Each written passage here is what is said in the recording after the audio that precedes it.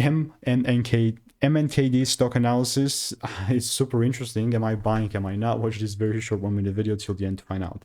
That started at the beginning, kind of should suppose something. With MannKind stock, I mean, man's melting. You know, it's not. I don't think it's like over, but it is surely a bearish market. And in this instance, because you know we had the supply zone, I said maybe if there's like a second break, this is like perfect. We just kind of gap down, but this illustrates that. And from here on, only if I see the price really, I mean, on the lower time frame, these highs above 487 could make sense, but only if there's like some sort of shift in a double break, I'm going to be willing to take things further down. Again, by no means saying that I'm going to straight up sell, but all I will keep doing in the meantime is I'll keep waiting. And if you want to learn how I'm consistently, I mean, it's a bearish market right now, and I'm sticking to something. I'm the only guy in the space that's done 40,000 videos, all documented in this type of videos.